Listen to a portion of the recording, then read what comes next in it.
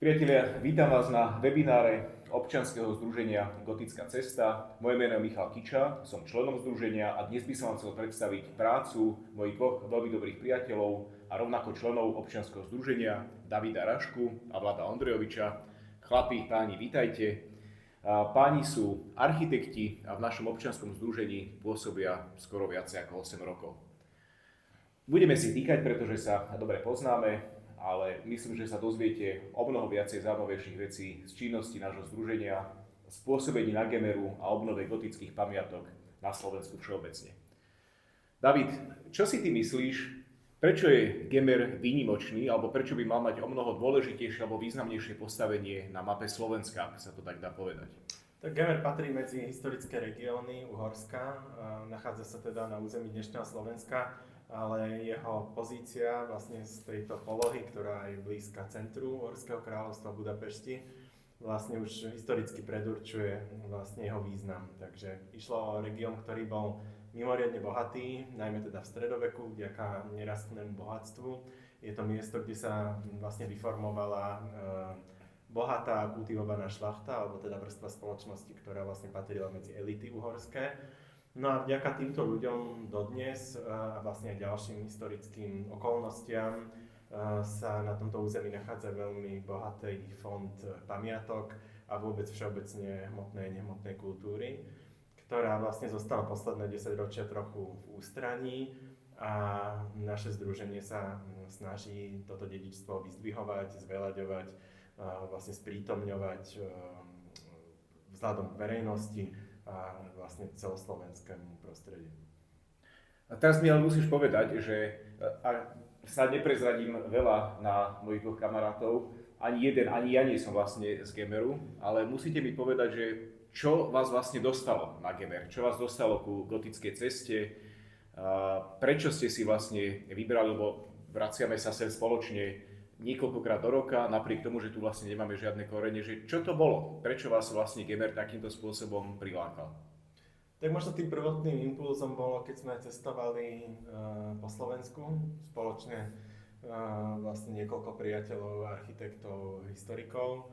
A v tej dobe sme vlastne z dnešného pohľadu poznali Slovensko veľmi málo. Boli to miesta, ktoré sme si nespájali vôbec s žiadnymi konotáciami. A boli to práve lokality Gemera, ktoré nás najviac oslovili svojou autenticitou, svojím úžasným prírodným prostredím, nepoznaným kultúrnym dedičstvom, ktoré v nás vyvolali vlastne takú silnú emóciu, že sme sa rozhodli sem pravidelne vracať a to pokračuje vlastne dodnes.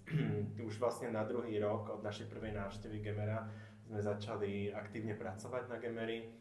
Možno, že si povieme toto trochu neskôr, ale vlastne išlo už o aktivity súvisiace s kultúrnym dedičstvom.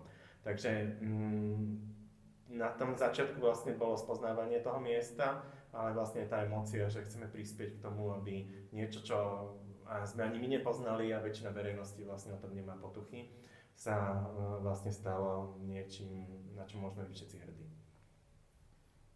Vlado, čo teba dostalo na Gemer? No my sme na tom prvom výlete boli spoločne, aj s kolegom Mišom Augustovičom, ktorý tu teraz nesedí s nami. Pamätám si, že bolo to v roku 2016, kedy sme si teda povedali, že počuli sme o meste Rožňava, približne sme vedeli, kde to je na mape, ale nikdy sme tam neboli ho nejak navštíviť a preskúmať. A mali sme informáciu, že tu má prebiehať odborná konferencia ohľadom pamiatkovej starostlivosti objektov práve v tomto regióne. A povedali sme si teda, že navštívime tú konferenciu, verili sme, že nás zaujíme, keby nie, tak budeme jednoducho pokračovať ďalej. A konferencia nás veľmi zaujala a zároveň sme sa zoznámili s našou dnes veľmi dobrou kamarátkou, architektkou Evkou Šmelkovou, vtedajšou riaditeľkou pamiatkového úradu v Rožňave. No a tak pekne nám o tom Gemeri rozprávala a takú dobrú spoločnú reč sme našli, že nám navrhla, aby sme o rok, teda v roku 2017, skúsili nejakú prvú spoluprácu a tak sa aj stalo. Kroky nás zaviedli do stredovekého kostola v Henskovciach, nedaleko Rožňavy, kúsok za obcov Betliar, o ktorom sa určite dnes ešte budeme rozprávať. No a Prvýkrát sme otvorili brány kostola a v podstate tá naša vtedajšia pamiatková starostlivosť spočívala vyslovene v uprataní kostola. Ide o to, že ten kostol od 70. rokov bol v podstate nefunkčný, neslúžil pre tie liturgické účely. A keď sme vošli dovnútra, boli sme potešení na jednej strane, že je o neho záujem, pretože v zásade tam boli ešte odkryté archeologické sondy, už prebehla sanácia krovu a akorát nebol sprístupnený verejnosti a to nás tak vyrušilo, lebo postupne ako sme prechádzali regiónom, tak sme videli také náznaky, že bude to súčasťou nejakého väčšieho celku týchto sakrálnych stavieb, lebo každou obcov, ktorú sme prešli, tak v zásade nás zaujala nejaká výnimočná sakrálna stavba. A práve v tých Henskovciach sme začali takým typom podujatia, ktoré sme nerobili sami pre seba, lebo tie objekty vieme navštíviť hocikedy, ale chceli sme ich predstaviť jednak širokej verejnosti, ale zároveň aj ľuďom priamo z tej lokality, ktorí evidovali, že takú stavbu majú v podstate vo svojej obci, ale možno tam veľmi dlho neboli, lebo sa tam nevedeli ani dostať. A začali sme v takejto menšej mierke. No a prešlo 7 rokov a v podstate už dnes organizujeme oveľa väčšie podujatia rovnakého rázu, to znamená, že vzdelávame a šírime osvetu ohľadom tohoto pamiatkového fondu v regióne, ale už sme za tie roky získali nejaké know-how. Ja spomeniem, že sme získali aj nejaké ocenenia, keď už okrem toho know-how. David, ja by som mal na teba otázku, že čo ty považuješ za tých 8 rokov, za také možno najväčšie úspechy, ktoré sa podarili v gotickej ceste, pri pamiatkovej obnove, pri popularizácii pamiatok, pri práci vlastne s miestnymi komunitami. Čo ty by si tak nejakým spôsobom vypichol? Lebo potom sa dostaneme k mojej druhej otázke. No nie je to vôbec jednoduché ako vypichnúť nejaké konkrétne veci, pretože je to taká v podstate mravenčia práca, ktorá prebieha na rôznych poliach, čiže na tom odbornom, na tom poli fyzickej obnovy pamiatok, ale tiež na tej popularizačnej úrovni, čiže vlastne na tej práci s miestnymi komunitami, s turistami, s návštevníkmi a podobne. Medzi také možno zásadné body by som spomenul zápis 12 kostolov Gemera Malhontu do zoznamu európskeho dedičstva, ktorým vlastne získava súbor tých najvýznamnejších z kostolov, ktoré sa staráme, medzinárodné renomé a vôbec také ako celoeurópske uznanie, čo možno znie ako taká prázdna fráza alebo iba ako nejaká značka, ktorá zo sebou neniesie nič konkrétne, ale tým konkrétnym záväzkom je vlastne spolupráca so samosprávnymi krajmi, s jednotlivými aktérmi, či lokálnymi alebo už globálnejšími, ktorí vlastne sa pri vôbec práci na tomto projekte pred samotným zápisom zaviazali k tomu, že sa budú o tieto pamiatky starať, že ich akoby akceptujú ako nejaké významné body v tomto priestore, či už turistické, kultúrne alebo identitárne. A vlastne zaviazali sa k tomu, že budú udržiavané, že to budú živé miesta stretávania ľudí, živej kultúry, že to budú lokality, ktoré budú vlastne sprístupnené verejnosti. Pretože jednou z vecí, ktoré už na začiatku nás trápili, je, že jednak sme vedeli o tom, že sa tu nachádzajú zaujímavé pamiatky, ale bolo veľkým problémom sa dostať do ich interiérov alebo spoznávať tieto miesta, keďže vlastne jednotlivé pamiatky vlastne fungovali, buď vôbec nefungovali, boli úplne zatvorené, alebo bolo možné niekde nájsť nejaké osamotené telefónne číslo a vlastne v podstate uprosiť toho vlastníka, či už farára, alebo neviem, kostolníčku a podobne, k tomu, aby otvorili kostol. A neexistovalo niečo ako taký konsenzus na tom, že vôbec turistický ruch ako nejaký fenomén má zmysel, že tieto kostoly sú hodnotou, ktorá by mala význam aj pre širokú verejnosť a že by mohli vlastne do týchto zapadnutých, maličkých, vymierajúcich obcí prichádzať ľudia, povedzme z celého Slovenska alebo zahraničia navštevovať tieto kostoly. Takže toto sa zásadne zmenilo zápisom do európskeho dedičstva. Už samozrejme sme mohli pozorovať tie roky jednotlivé nárast návštevníkov, ale teraz už je to vlastne konsenzuálna vec. Takže tou našou prácou a nadväzovaním kontaktov jednak s farármi, so starostami, ale aj s obyčajnými ľuďmi v jednotlivých obciach sme získavali postupne istú legitimitu a a vlastne naše nápady sa pretvárali z nejakých vzdušných zámkov do konkrétnych krokov a konkrétnych, možno by som mohol povedať, riešení pre vlastne tieto lokality. No a takým druhým aspektom je samotná obnova kostolov, ktorá vlastne ide ruku v ruke s ich otváraním, s prácou vlastne na poli turistického ruchu. A to je práca, ktorá je nami koordinovaná, pretože vlastne na samotné úkony pamiatkovej obnovy alebo reštaurovania vlastne potrebujeme odborníkov, čiže my sme vlastne takým sprostredkovateľom alebo mostom medzi vlastníkom na jednej strane a na druhej strane tým remeselníkom, reštaurátorom, architektom a podobne, ktorý tú pamiatkovú obnovu naprojektuje alebo zrealizuje. A na tretej strane vlastne s predstaviteľmi povedzme pamiatkového úradu alebo ministerstva kultúry, keď sa bavíme o grantových schémach, ktoré vlastne prispievajú k tomu, aby títo často málo solventní vlastníci boli schopní realizovať obnovy.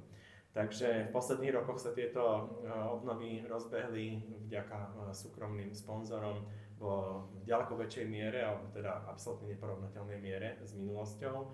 Vlastne už posledných možno 10-15 rokov existoval systém, ktorý sa volal vlastník v núdzi, pamiatka v ohrození, ktorý vlastne fungoval tak, že keď si vlastník žiadal na ministerstve kultúry o dotáciu na obnovu národnej kultúrnej pamiatky, tak vlastne je tento vlastník dodnes povinný zaplatiť 5% spolúčasť a častokrát aj tieto vlastne pomerne malé finančné čiastky boli pre vlastníkov pamiatok prekážkou k tomu, aby mohli realizovať tento projekt, ktorý bol častokrát zásadný. Pokiaľ vám teče do kostola, tak to môže spôsobiť vlastne škody, ktoré tú pamiatku nenávratne poškodia a ktoré vlastne môžu časom vlastne spôsobiť totálnu deštrukciu.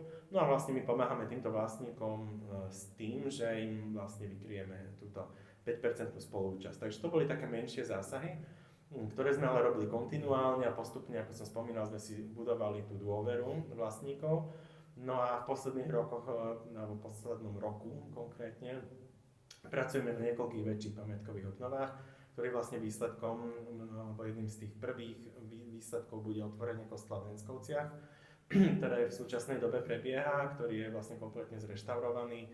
Ja nejdem zachádzať do detailov, ale je to stavba, ktorá už je asi 40 alebo 50 rokov nevyužívaná a o ktorú sa stará vlastne naše občianske združenie a ktorá vlastne až v súčasnej dobe je naplno zhodnotená po tej stránke kultúrnej a teda tým pádom aj turistickej. Vlastne došlo k odhaleniu nástenných malieb a jednotlivých nálezov, ktoré priniesli pamiatkové výskumy v tomto kostole a ktoré vlastne z pomerne nenápadnej stavby dneska spravili ako atraktívnu aj príbehovo zaujímavú lokalitu, ktorá je hodná návštevy. Dám ti, David, zapravdu v tom, že ja keď som napríklad prvýkrát prišiel ako turista vlastne na Gemer, tak vedel som, že stojím pri niečom majestátnom, bola to Rotunda v Šiveticiach, ale mal som presne tento istý problém, že nevedel som sa proste, nemal som o tom žiadne informácie, nevedel som sa dostať dovnútra. Bolo to veľmi ťažké a aj vďaka vlastne tej našej práci sa takéto niečo mení, že tie pamiatky sú proste sprístupnené a sú omnoho atraktívnejšie aj pre ľudí, ktorí vlastne o tom zjednodušene poviem nemali dovtedy ani šajnu, že takéto nejaké bohatstvo tu máme. Vlado, ja by som sa teba spýtal, ako vyzerá vlastne taká, nechce to sa ťažko dá nazvať, že priemerná pamiatka na Gemeri, ale aký je problém teraz tých cirkevných sakrálnych stavieb z hľadiska napríklad nejakého stavebného, technického a čo vlastne dokážeme spraviť a čo je nevyhnutné spraviť pre ich záchranu? Tak rozdelil by som to asi do niekoľko úrovní alebo do niekoľko rovín. Máme tu pamiatky, ktoré už dlhodobo sú akoby turistickými cieľmi a turisticky atraktívnymi lokalitami. To znamená, že nejaká tá fluktuácia návštevníkov tam je. Ale ako už tu David povedal, tie sumy alebo tie čiastky, ktoré sú zásadné pre začatie obnovy a vlastne samotnej záchrany existencie tej pamiatky, sú často problematické pre cirkevné zbory, ktoré aj čo sa týka objemu ľudí alebo toho počtu veriacich, ktoré oni obsahujú, sú jednoducho malé, sú nedostačujúce. A také tie najzásadnejšie alebo tie najkritickejšie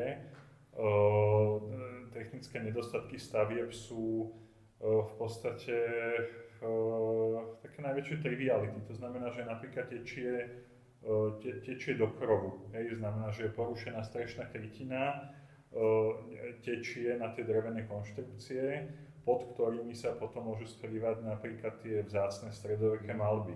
A to znamená, že na pohľad akoby nevinná technická závada je možno podfúknutá škrydla alebo trošku strhnutý plech, ako krytina strešná môže spôsobiť naozaj nenávratné škody, na ktoré sú potom naviazané 100-tisícové úkony, či už sa týka reštaurovania alebo naozaj nejakej sanácie nosných prvkov. Čiže tá základná starostlivosť o pamiatky je predchádzanie takýchto likvidačných porúch a vlastne prevencia. To znamená pravidelná údržba, pravidelná starostlivosť a pravidelná pozornosť tým pamiatkám, pretože ako náhle sa vyhneme práve týmto drobným poruchám, tak nebudú ďalej vznikať tie väčšie.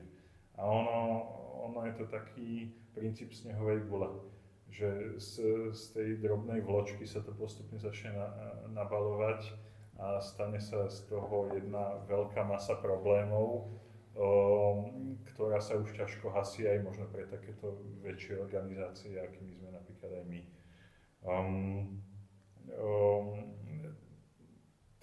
Vlastne tie zásahy, ktorým sa my venujeme, alebo ktoré financujeme, sú jednak aj z exteriéru, aj z interiéru. Často financujeme napríklad reštaurovanie mobiliáru, ktorý je súčasťou veľmi autentických interiérov. Pýtal si sa ma, že ako vyzerá taká typická pamiatka na Gemery, tak ja možno aj tak premostím. Mnoho ľudí si gotickú cestu spája s konceptom, ktorý vznikal už niekedy v 90. rokoch, kedy je súčasťou bol aj Spiš. Ale keď sa pozrieme na súčasný stav pamiatok na Spiši v kontraste s pamiatkami, ktoré sú na území Gemera a Malohontu, tak z nášho pohľadu, poviem to tak veľmi jednoducho, že ten Spiš je v úvodzovkách už hotový. Že o tie pamiatky bolo v zásade postarané, boli do nich naliaté nemalé finančné sumy a naopak tu na Gemery poviem to tak, tá stagnácia zabezpečila to, že tu máme neskutočne autentické interiéry. Stagnácia, niekedy sa tu hovorí konzervácia chudobou. Konzervácia chudobou. Môžeme byť aj taký otvorenejší. Áno, môžeme to nazvať aj tak. Tak vlastne tá autenticita tých stavieb, ktoré sa nachádzajú na území tohoto regiónu, je to, čo nás sa vlastne priťahuje tie roky. Hej. A nejde len o tie špičkové stavby, akým je napríklad kostol v Štítniku, ale ide napríklad aj o drobné rurálne barokové kostoly s kompletne zachovaným mobiliárom od lavíc cez oltár až po takéto drobnosti, kde sa snažíme nájsť ten balans medzi akoby kvalitnou obnovou, kvalitným reštaurovaním, ale naopak nechceme, aby to pôsobilo novo, lebo nám nejde o to, nám ide o to odprezentovať všetky tie historické vrstvy a akoby možno aj odovzdať návštevníkom ten pocit, ktorý sme my mali pri prvej návšteve tých kostolov. Čiže cieľom nie je potlačiť ten genius loci, ale naopak pomôcť mu, aby pretrval. Čiže tá obnova pamiatok je veľmi komplexná záležitosť. Je to téma, ktorej sa mnohí z nás venujú profesionálne, napríklad ako tuto David Raška sediaci vedľa mňa. A zároveň je to téma, ktorú sa snažíme nejak vysvetľovať a podávať aj laikom, ktorí často bývajú ako návštevníci našich podujatí. A možno pri tých prvých návštevách našich podujatí ľudia nevidia všetky hodnoty, všetky krásy v tých objektoch, ale už za tie roky sme si overili, že asi to robíme dobre, lebo máme naozaj ľudí, ktorí nás navštevujú každý rok, už naozaj 5-6 rokov kontinuálne a stali sa z nich skvelní fanúšikovia, ktorí nám aj mimo sezóny posielajú fotky z návštevy objektov, o ktoré sa my zaujímame počas tej hlavnej sezóny. Ja som zažil taký, keď som prvýkrát sprevádzal v Ochtinej je to takéto podobenstvo, že doma nikto nie je prorokom, ale tiež vlastne to tak dotvára taký ten obraz. Sprevádzali sme v Ochtinej, gotický kostolík bol otvorený a prišla taká mladá rodinka a hovorili, že aký krásny je tento kostol. Ja som sa aj pýtal, že odkiaľ ste? A že my sme z Ochtinej. Ale že ešte nikdy vlastne v tom kostole predtým neboli, tak mi to prišlo až taký proste paradox, ktorý možno niekedy popisuje tú situáciu aj vlastne regiónu, v ktorom pôsobíme, že niekedy aj ten zápal tých domácich by mohol byť taký intenzívnejší o tú pamiatkovú starostlivosť a mnoho problémov by sa tomu predišlo, ale zase nie vždy je to také jednoduché, ako si to možno my vnímame alebo ako to možno chápeme. David, teba by som sa spýtal, Gemer je región mnohých kontrastov. Hovorí sa mu slovenské Toskánsko. Vieme, že určité obdobie v histórii to bol možno jeden z najbohatších regiónov Európy a teraz nám to príde ako úplný paradox, možno až nepochopiteľný, keďže skôr sa vníma na Slovensku ako jeden z tých menej rozvinutých regiónov alebo okresí, ktoré ho tvoria. Aký by si vlastne ty, tak keby si povedal taký možno stručne tak ten príbeh Gemeru, ktorý nás viedol k tomu, že na jednej strane tu máme unikátne kultúrne dedičstvo, unikátne pamiatky, ktoré svedčia vlastne o bohatstve toho regiónu, ale na druhej strane vidíme tu vlastne tú súčasnú realitu, ktorá nie je utešiteľná. Ako by si ty popísal stručne príbeh Gemeru, ktorý nás doviedol sem? Niekedy hovoríme o Gemeri, že je to vlastne Slovensko v malom, možno Uhorsko v malom dokonca. Je to dané tým, že aj vlastne po tej stránke prírodnej je to veľmi rôznorodý región, ktorý vlastne od juhu, od roviny stúpa vlastne smerom na sever tými dolinami riek a potokov až do relatívne vysokých hôr. Je to región, ktorý je multikultúrny, je multikonfesionálny, teda južný Gemer je maďarskojazyčný, je tu veľká rómska menšina, v minulosti tu bola nemecká menšina. Konfesionálne vlastne si zachováva vlastne tú rôznorodosť toho historického Uhorska. Historicky tu boli väčšinou evanjelici alebo luteráni, je tu teda početne zastúpené rímskokatolícke náboženstvo, sú tu kalvíni na juhu, reformovaná cirkev teda v rámci maďarského obyvateľstva. No a ten súčasný stav, či už teda ekonomický alebo kultúrny, je vlastne výsledkom mnohých historických udalostí, povedzme, alebo v podstate tej celej histórie, ktorá sa prejavovala na Slovensku niekde vo väčšej, niekde v menšej miere. V podstate, ako som predtým spomenul, tak ten región Gemera je sústredený relatívne ako v centre toho Uhorského kráľovstva, takže má dobrú dostupnosť vlastne na tie centrálne miesta, či už na Budapešť, na Ostrihom a podobne. Veľká časť Gemera je teda hornatá, čo vlastne priviedlo tých prvých prospektorov k tomu, aby hľadali nerastné bohatstvo a vlastne už v tom ranom stredoveku dochádza vlastne k tomu objaveniu nerastného bohatstva, čo vlastne si v dnešnej dobe spájame aj s pôsobením vlastne iných kultúr, či už teda nemeckého elementu, ktorý mal to povestné know-how na baníctvo. No a vlastne v spolupráci s tou miestnou elitou, šlachtickou, slovenskou, maďarskou možno, ktorá vlastne bola schopná efektívne využiť toto bohatstvo a vlastne tento potenciál.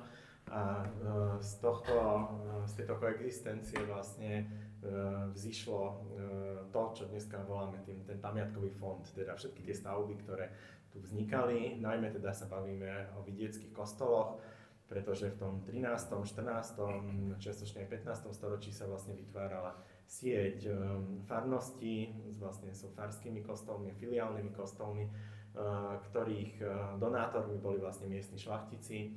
Keď sa bavíme o tomto hornom Gemeri, kde sa momentálne nachádzame v Rožňave, tak jednak vlastníkom je Ostrihomské arcibiskupstvo a významné rody, ktorými sú Bubekovci z Plešivca, alebo rod Štitnický, alebo Četnekijovcov zo Štitníka. No a toto sú vlastne rody, ktoré pôsobia v tomto 13. 14. storočí aj napríklad na Kráľovskom dvore. Na Kráľovskom dvore sa dostávajú do kontaktu s dobovými kultúrnymi, intelektuálnymi trendmi, ako by sme dnes povedali. Takže vlastne cestujú ako diplomati, povedzme. Takže vidia napríklad Taliansko, vidia pápežský dvor v Avignone v tom 14. storočí. V podstate toto sú všetko veci, ktoré my si len spätne odvíjame, čo nemáme pramenne potvrdené, ale evidentne na základe výskumov umelecko-historických, architektonicko-historických, archeologických a podobne môžeme rekonštruovať vlastne ten kultúrny vplyv mediteránneho prostredia západnej Európy, ktorý sa dostal až sem, vlastne v prekvapivo kvalitnej, intenzívnej miere. Asi najintenzívnejšie vidíme v tej povestnej freskovej výmalbe, ktorá sa na týchto kostoloch zachovala. Čo je vlastne asi takým najvýznamnejším fenoménom Gemera z pohľadu kultúrneho dedičstva sú vlastne sakrálne pamiatky, stredoveké pamiatky, ktoré v neskoršom období neboli nejako výrazne upravované a vlastne zachovali si autentické interiéry. Nehovorím, že sú to interiéry, ktoré vyzerajú tak ako v gotike, ale napríklad čo sa týka omietkových vrstiev s výmalbou, s nástennými malbami, či už technikou pravej fresky, teda malovanie do mokrej omietky, alebo technikou al secco, teda na suchú omietku, tak tento súbor dodnes zachovaných a vo veľkej miere aj prezentovaných malieb je vlastne jedinečný minimálne v rámci Strednej Európy alebo Uhorska. V tak malom regióne sú tu miesta, kde v podstate cestujete od dediny k dedine a v každej nachádzate skvostný stredoveký kostol. Keď ideme To je skutočne unikátne inak na taká koncentrácia. Áno, toto vlastne moc nemá období. Keď sa bavíme napríklad o Šiveticiach, ktoré sme tu spomenuli s románskou rotundou, ktorá má ešte vlastne povedzme neskoro románske nástenné malby v interiéri s motivom života svätej Alžbety, tak vo vedľajšej dedine prihradzaný opäť ďalšia románska rotunda. Ideme ďalej a máme Kameňany s obrovským románsko-gotickým kostolom dnes evangelickej cirkvi. O dedinu ďalej je to kostol Najsvätejšej Trojice v Rákoši, rímskokatolícky. Opäť spektakulárna výmalba, nástenné malby, ktoré vlastne uchvátia ako aj laika, ktorý v podstate nemusí mať vôbec k tomu vzťah, je to niečo, čo na nás veľmi intenzívne pôsobí. No a to všetko vlastne sa točí okolo toho 13., 14., 15. storočia, kedy vlastne sa koncentruje vlastne v Gemerii a vlastne v miestnych elitách to najväčšie bohatstvo, kedy sú blízko kráľovskému dvoru, najmä teda Anžuovcov.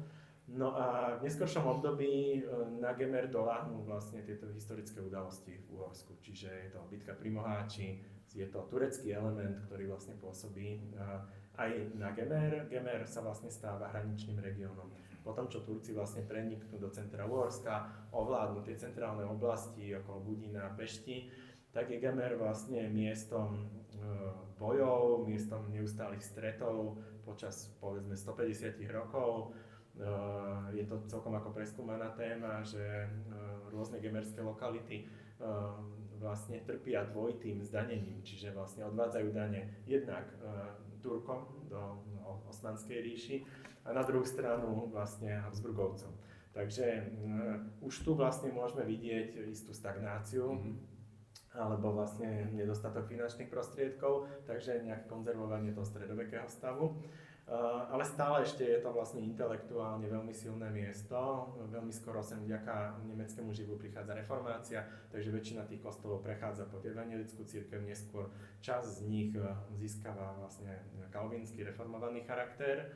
No a tým, že vlastne sú tieto lokality hraničné a tá habsburská moc je tu slabá, tak potom v tom 17. storočí, ktoré vlastne je charakteristické tou reakciou na reformáciu, či protireformáciou, rekatolizáciou, tak tieto oblasti povedzme trpia menej alebo sú menej postihnuté touto významnou vlastne zmenou, ktorá jednak teda prináša demografické zmeny, tým, že vlastne to obyvateľstvo vo väčšine povedzme západného Slovenska, v západnej polovici Slovenska prechádza na tú, akoby späť na tú katolícku vieru, tak tu si zachovávajú tieto regióny ten ako multikonfesionálny charakter.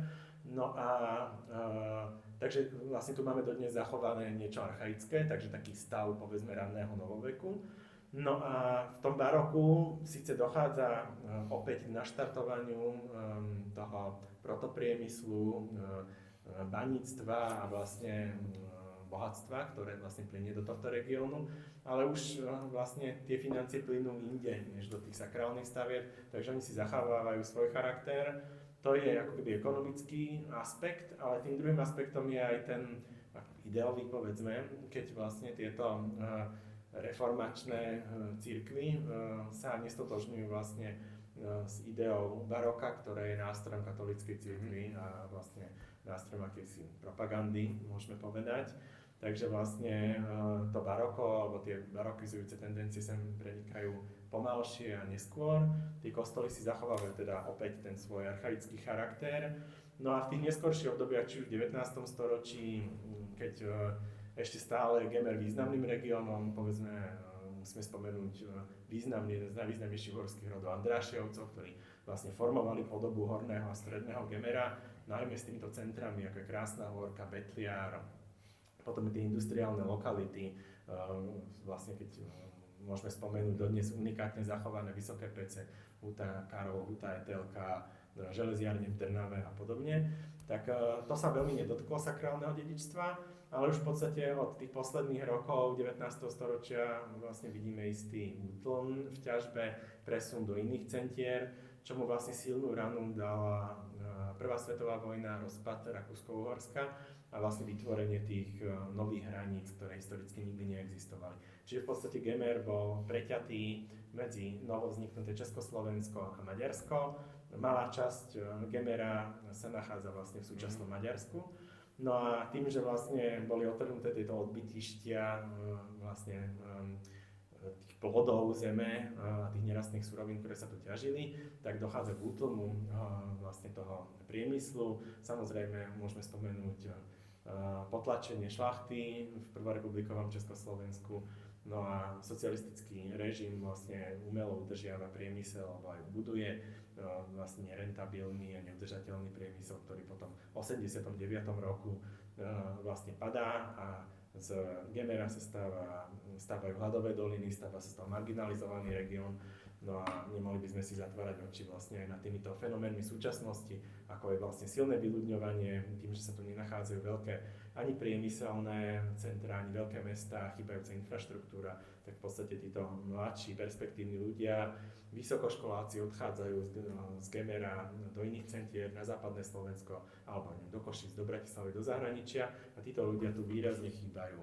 A vlastne tie komunity, ktoré sa starajú o tie spomínané pamiatky, sú stále slabšie a slabšie a majú väčší a väčší problém udržiavať tieto stavby. Ani tak nehovoríme o nejakom rozvoji, ale samotná tá méta toho udržiavania toho, čo tu tá minulosť zachovala, ako som spomínal, vlastne tá konzervácia tými stáročiami a tými ekonomickými, politickými fenoménmi je vlastne problematická. No a v tomto momente vlastne prichádza na scénu Združenie Gotická cesta, ktoré sa snaží vlastne tento fenomén zvrátiť tým, že na tieto stavby upozorňuje, že ich prezentuje verejnosti, že zapája rôzne vekové, sociálne, záujmové skupiny k tomu, aby vlastne prispeli k zachovaniu, propagácii, k spoznávaniu týchto stavieb a k vytváraniu toho, že to bohaté dedičstvo, ten fond, ktorý sa tu zachoval, by podľa nášho názoru mal byť ako keby tým rodinným striebrom Slovenska. Takže regiónom, ktorý si zachoval archaický charakter, kde môžeme spoznávať našu identitu, našu minulosť, ktorá je tu petrifikovaná a vlastne je to niečo, čo nás obohacuje do budúcna, pretože je to ako nekonečným zdrojom inšpirácie a informácií. David, to je skutočne fascinujúci príbeh Gemeru, ktorý popísal vlastne na kontrasty, na minulú zašlú slávu, súčasný stav a verím, že aj budúcu slávu Gemera. Dôležitou časťou toho, a teraz Vlado, budem sa pýtať aj teba, dôležitou časťou to je rozvoj cestovného ruchu. Naše občianske združenie realizuje napríklad podujatie Gotická cesta otvorená. Pamätám si, ako sme pred niekoľkými rokmi spolu v Chyžnom alebo kúsok od Chyžného v Magnezitovciach sprevádzali Kopražským viaduktom, gemerskými spojkami. To nie je priamo vec, ktorá by nevyhnutne súvisela s tými sakrálnymi pamiatkami, ale zase napríklad málo kto vie, že v Chyžnom je oltár opäť majstra Pavla z Levoče. Vlado, v čom ty vidíš vlastne také turistické lákadlo, alebo prečo by mal Slovák, ktorý proste prichádza niekde, zvyknutý je chodiť do Tatier na Liptov, prečo by mal prísť na Gemer? Čo je takým tým najväčším lákadlom? Aké sú príležitosti pre rozvoj cestovného ruchu, ktorý je spojený napríklad s poznávaním, môže to byť sakrálnej architektúry, prírodného dedičstva, môže to byť technických pamiatok. V čom je Gemer unikátny a prečo by ho mali vlastne turisti navštevovať? No, Práve si vymenoval všetky tie dôvody. Gamer je úžasný v tom, že nie je to lokalita, ktorú vieš len tak bez ostychu prejsť a nič si nevšimnúť, ale vlastne je to miesto, kde vieš straviť týždeň a nebudeš sa nudiť. My už vlastne takto sem chodíme 8 rokov. A nedudíme sa zatiaľ stále? Nielen, že sa nenudíme, ale už 8 rok nachádzame stále nové a nové miesta, ktoré stoja za to navštívenie. A nie len o tie sakrálne stavby, ale ako si povedal, tak vlastne Gemer je ten úžasný komplex jednak kultúrneho dedičstva, do ktorého teda spadajú aj tie pamiatky, ale nielen sakrálne, ale aj napríklad technologické alebo tá technická infraštruktúra, ktorá tu bola budovaná a ktorej rozkvet bol v tom 19. storočí aj vďaka Andrášivcom, ktorý už spomenul David. Takže tie stopy po industriáli tu dodnes sú veľmi dobre zachované, možno aj vďaka tomu, že si ich nikto dodnes nevšímal. A nachádzajú sa uprostred úžasnej prírody, lebo tá príroda vlastne zabezpečila aj vznik toho industriálu vďaka tým nerastným surovinám, ktoré ona poskytovala. A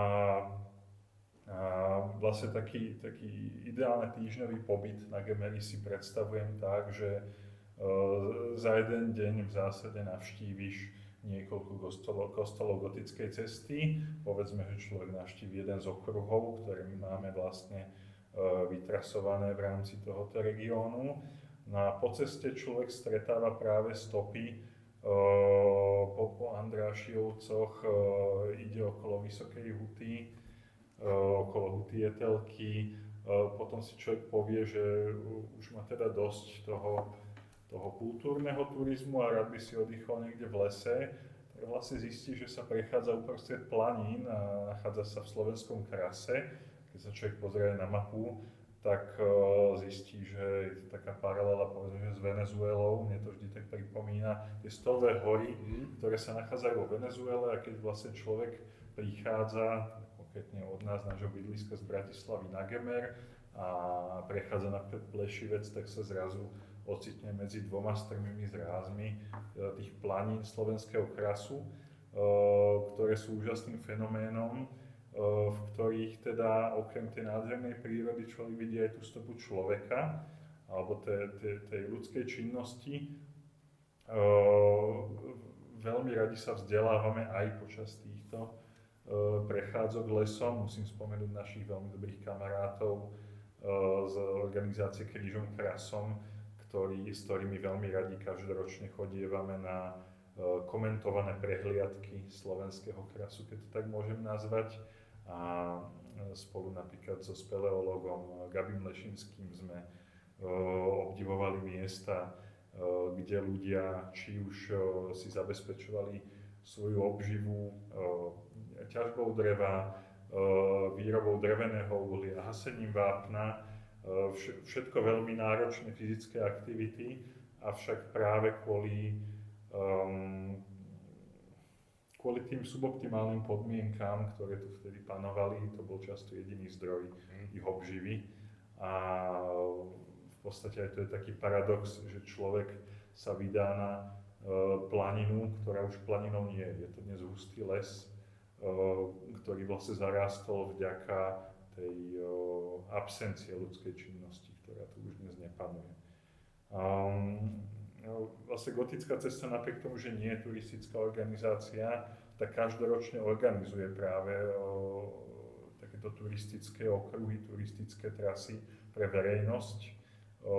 Ak môžem stručne opísať vlastne koncept nášho podujatia Gotická cesta otvorená, vždy si vytipujeme každoročne lokalitu v rámci regiónu, ktorú by sme radi návštevníkom predstavili.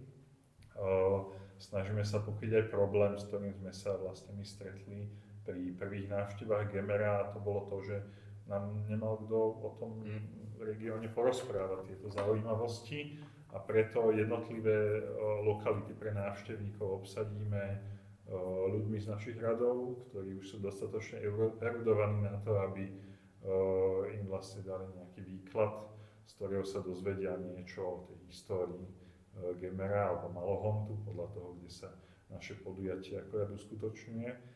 No a aby sme odovzdali ľuďom práve informáciu o tej komplexnosti toho regiónu, tak samozrejme okrem sakrálnych pamiatok, na ktoré sa my sústredíme, sa im vždy snažíme podať informáciu aj, či už aj o tej prírode, alebo aj o tom industriáli, vďaka ktorému sa v podstate už od toho 13. 14. storočia vybudovali tie reprezentatívne chrámy, ktoré obnovujeme dodnes. Čiže čo sa týka toho turizmu, vlastne samotný názov Gotická cesta otvorená vznikol z toho dôvodu, že tie pamiatky otvorené neboli pre verejnosť. Ako už povedal aj ty. Ja zase pripomeniem, Vlado, v tomto nechcem ťa prerušovať, ale napríklad tohto roku sme mali iný koncept, bol to Gotická cesta zabudnuté dedičstvo, kde sme chceli práve poukázať na stav pamiatkovej ochrany niektorých stále cenných pamiatkách, ktoré sú bezprostredne pred zánikom, alebo môžu na tej pomyselnej križovatke smerovať aj k obnove, ku ktorej by sme my chceli prispieť, ale aj ku potenciálnemu zániku. A je dôležité, že takéto niečo sprístupňuje. Páni, my sme prešli mnohé veľmi vážne témy. Prešli sme si otázku príbehu Gemera, súčasného stavu pamiatkovej ochrany práve na území Gemera, sakrálnych pamiatok. Ale budem mať na vás takú možno jednu na odľahčenie tú otázku. Aké je vaše najobľúbenejšie gemerské jedlo? Tak gemerský jedál, nedávno sme sa o tom rozprávali, že vlastne takým typickým gemerským jedlom sú gemerské bulky, to asi bez diskuzie. A že vlastne celkom dodnes problém si niekde toto jedlo objednať v nejakej reštaurácii, že by mohlo byť úplne bežným fenoménom, že vlastne v tých gastroprevádzkach by človek aj v jednotlivých iných regiónoch Slovenska sa mohol jednoducho dostať vlastne k tomu, čo je pre ten región typické. Že je to celkom taký nevyužitý potenciál. Tak jednoznačne gemerské búrky, aj keď som vegetarián, tak stávam klasik. A u teba, Vlado? Ja si dovolím to rozdeliť na sladké jedlá a slané jedlá. Čo sa týka gemerských guliek, tak jednoznačne súhlasím. Možno v kombinácii s úžasnou paľou s polievkou, kde, ak sa nemýlim, to je na smotanovom základe s hovedzím mäsom a vlastne so zelenými fazlovými úzkami. To bolo úžasné jedlo a práve v kombinácii s gemerskými guľkami sa človek preniesol o pár storočí dozadu. A čo sa týka sladkého jedla, tak za mňa je to možno taká atypická kombinácia, s ktorou sa ľudia vedeli stretnúť aj na Muráni. A to sú práve také štangle, ak by som to tak mal nazvať, ktoré sú zo škvárkového cesta, ale naopak v kontraste s tými slanými škvárkami sú plnené sladkými povidlami. A to je kombinácia, ktorú človek, aspoň u nás v Bratislave, teda málo kde vie ochutnať. A je to niečo, čo mi učarovalo a ako vyslovene to vyhľadávam každý rok, keď sa sem vraciam. Dávam ti za pravdu, je to pravda, takto som si k tomu aj kýchol. David, ešte jedna otázka. Aj tento webinár vzniká vďaka podpore európskeho programu Kreatívna Európa. Naše občianske združenie sa zapája do viacerých projektov aj cezhraničnej spolupráce. V čom ty vidíš také hlavné príležitosti, alebo na čom my sme participovali práve čo sa týka výmeny cezhraničných skúseností pri pamiatkovej obnove, čo môže priniesť Gemer ostatným regiónom Európy a čo môžu priniesť ostatné regióny Európy Gemeru? Tak naša spolupráca bola vlastne postavená na projekte, do ktorého sa zapojili vlastne kolegovia z Rumunska a zo Slovenska, z organizácií, ktoré sa viac menej zaoberajú alebo majú za cieľ vlastne podobnú ideu, a teda zachovanie kultúrneho dedičstva v rôznych lokálnych centrách v rámci Strednej Európy. No a možno takou ideou, ktorá za tým je, ktorú vlastne cítim ako veľmi silnú, je vlastne prepájanie tých jednotlivých regiónov. Čo možno v dnešnej dobe taký ako nadpoužívaný termín alebo slovné spojenie. Všetko sa prepája a niekedy je to také bezobsažné. Ale v tomto prípade je naozaj silná vlastne tá línia tej podobnosti a blízkosti týchto stredoeurópskych regiónov, ktoré vlastne majú spoločnú históriu, majú spoločný charakter, či už na úrovni urbanizmu alebo nejaký architektonický detail, umelecko-historický detail. častokrát vlastne majú za sebou podobný príbeh, dajme tomu napríklad 20. storočia, industrializácie, potom vlastne ústupu industrializácie, sociálnych problémov, ekonomických a podobne. Niekoľkokrát sme sa zúčastnili workshopov v rumunskej lokalite Blale Herculáne, čo sú vlastne možno najvýznamnejšie rumunské kúpele. Zároveň sú to svojho času najväčšie uhorské kúpele. Je to také kúpeľné mestečko v Karpatoch, miesta, kde Dunaj vlastne vychádza z Karpatskej kotliny smerom von na Balkán. No a na tomto mieste sa nachádza veľké množstvo rakúsko-uhorských kúpeľných domov, ktoré ale tými ekonomickými zmenami v Rumunsku a vlastne prechodom od tej komunistickej diktatúry do kapitalizmu vlastne menili vlastníka, často sú v dnešnej dobe bez vlastníka a skupina miestnych aktivistiek sa snaží vlastne ten najreprezentatívnejší z nich, Herkulové kúpele, obnoviť. No a potýkajú sa vlastne s podobnými problémami, možno aj ťažšími, než je to u nás, aj keď zase v inej mierke a v inej intenzite, ale majú vlastne pred sebou obrovský, nádherný, ikonický objekt, ktorý je v katastrofálnom stave, v stave, ktorý je horší než väčšina vlastne kostolov, s ktorými prichádzame do kontaktu. V meste, v ktorom som pocítil istý nezáujem vlastne od toho vedenia toho mesta, alebo vôbec od tej krajiny, zároveň vlastne so silnou občianskou podporou a silnou možno medializáciou alebo vlastne takým presahom do toho prostredia vlastne verejnosti, ktorá má záujem na tomto obnoviť.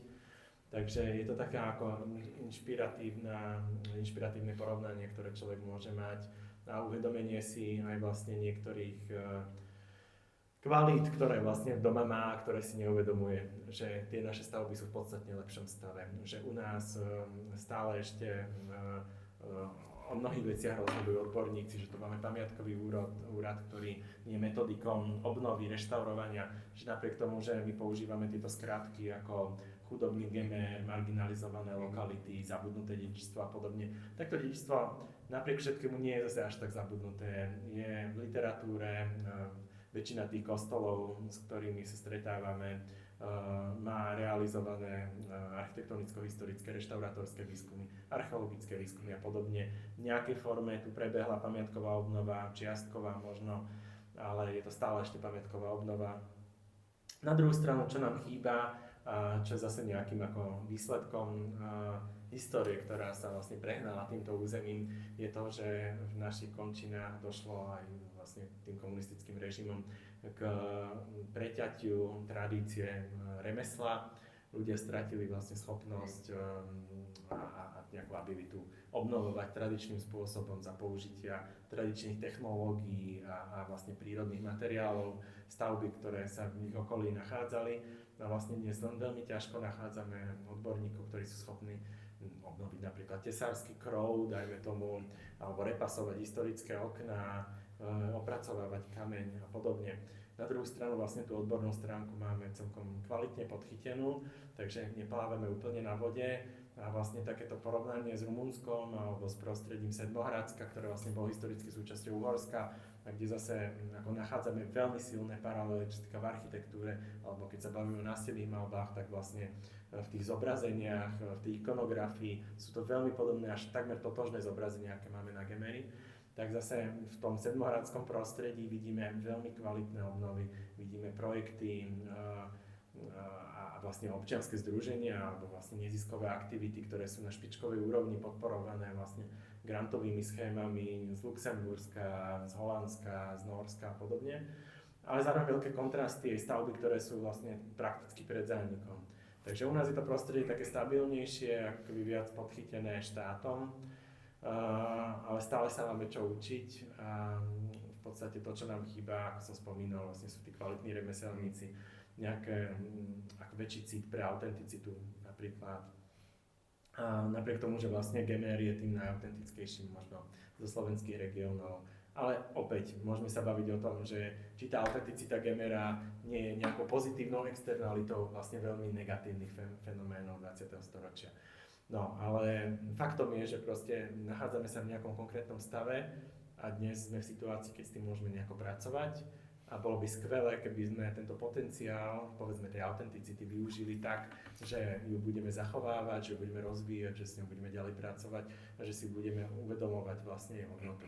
Častokrát vlastne, ako tu už aj zaznelo, dochádza k porovnávaniu Gemera a Spíša, aj tým, že vlastne ten nejaký prvotný koncept, prebratý ešte myslím z Nemecka, týchto turistických trás, ako je gotická cesta, ešte keď odhľadneme vlastne od toho nášho občianskeho združenia, prepájal Spiš a Gemer, ale vlastne to spišské prostredie je veľmi rozdielne. Sú to stavby, ktoré sú na Spiši intenzívne využívané, sú to väčšinou prakticky vlastne všetky, sú to rímskokatolícke kostoly so silnými komunitami veriacich, čo na jednej strane vlastne prináša celkom kvalitnú opateru o tej stavby, alebo intenzívnu možno než kvalitnú, ale tým negatívom je, že vlastne tie stavby stratili tú svoju autentickú rovinu, že tam nenachádzame také silné časové konzervy ako na Gemeri, kde vlastne v tomto gemerskom prostredí častokrát môžeme vstúpiť do kostola, ktorý ani nie je tak starý, je možno klasicistický, alebo je z konca 18. storočia, ale je totálne autentický. Je to miesto, kde vlastne sa naraz vstupom do toho interiéru sa ocitníme v 18. storočí. A to sú lavice, podlaha, detaily, možno nejaké obrazy, výmalba a podobne, do ktorej nebolo zasiahnuté. Také miesta by som spomenul napríklad stredoveký kostol v Rybníku, barokový kostol v Brádne, ktorý je takým našim objavom z posledných rokov. A vďaka aktivitám gotickej cesty bol tento kostol zapísaný do fondu národných kultúrnych pamiatok. Na týchto stavbách chceme naďalej participovať, na ich obnove teda. Prejavuje sa tu samozrejme tá história, ktorá častokrát je vlastne tragická. Ako si spomínal, v minulom roku sme naše hlavné podujatie nazvali Zabudnuté dedičstvo a vlastne snažili sme sa upozorňovať na upozadené stavby, na stavby, ktoré sú vlastne v najhoršom technickom stave spomedzi vlastne toho vlastne bohatého fondu gemerských kostolov.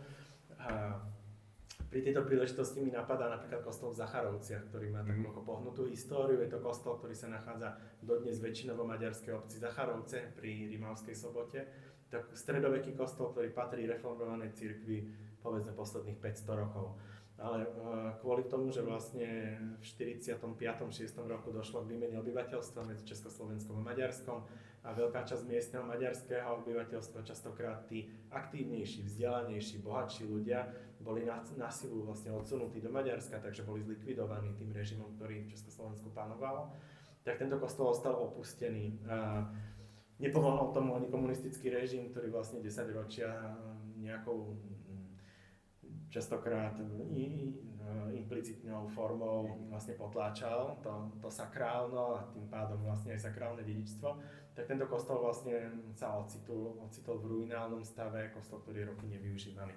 Našťastie obec sa snaží o záchranu tohto kostola a absolvovali vlastne niekoľko etáp pamiatkovej obnovy, podnikli kroky k jeho záchrane. A to sú vlastne také miesta, ktoré nás inšpirujú, ktoré jednak majú silnú identitu, silný príbeh. Ten vlastne do značnej miery zrujnovaný kostol je takým silným svedectvom, motivuje nás popri vlastne tých zreštaurovaných a turisticky navštevovaných kostoloch sa aktivizovať a vlastne vynakladať väčšie úsilie k tomu, aby tieto stavy boli zachované. Páni, prešli sme si od histórie cez súčasný stav, ale predsa by som sa vás obidvoch spýtal jednu otázku, blížime sa k záveru, a preto je vhodné si povedať o nejakej perspektíve, o nejakej budúcnosti. Aký je váš pohľad? A poprosím stručne, čo čaká Gemer? Čo čaká sakrálne pamiatky na Gemeri? Aká budúcnosť? Je to ťažká otázka, ale je to niečo, ako čím by sme mali zakončiť? Mali by sme byť optimisti. Myslím si, že treba z posledný rok akože preukázal celkom intenzívne zvyšujúci sa záujem o Gemer, aj zvyšujúce sa investície, ktoré vlastne prichádzajú do nových kultúrnych pamiatok, a to vlastne vďaka spomínaným súkromným investorom. V súčasnosti vlastne začíname obnovu niekoľkých kostolov, takých z tých vlastne prestížnych alebo najvýznamnejších z tých kostolov, ktoré sú súčasťou európskeho dedičstva.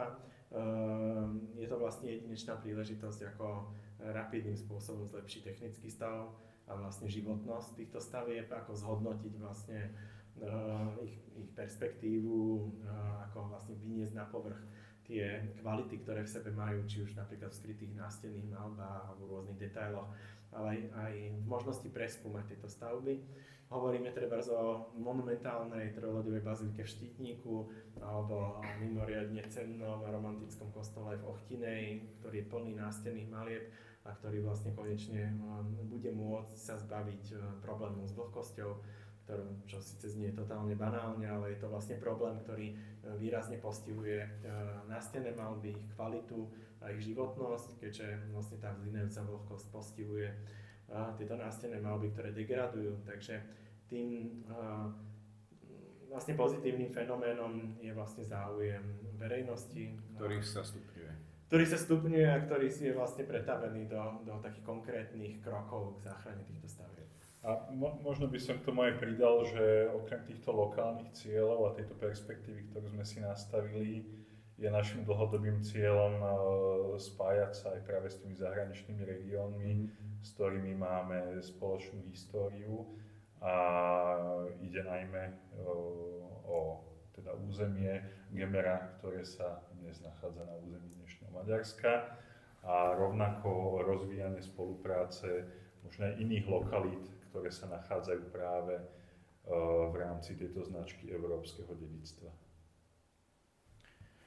Verím, že príbeh Gemera skončí tak, ako možno skončil vlastne, alebo ako sa vyvíja príbeh Banskej Štiavnice. Tiež to bol niekedy pred 30 rokmi zaznávaný región a vidíme teraz, aký rozmach zažíva.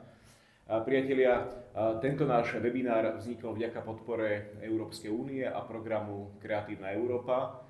Prešli sme si históriu Gemera, prešli sme si súčasný stav pamiatkovej obnovy a prešli sme si aj naše odhady do budúcnosti a perspektívu rozvoja. Ak chcete sledovať a podporovať gotickú cestu, môžete tak vykonať na našom Facebooku, Instagrame alebo na našej webovej stránke. Ja ďakujem mojim dnešným hosťom Davidovi Raškovi a Vladovi Ondrejovičovi za to, že sme vám mohli prezentovať našu činnosť a veríme, že sa čoskoro stretneme pri ďalšom podobnom webinári.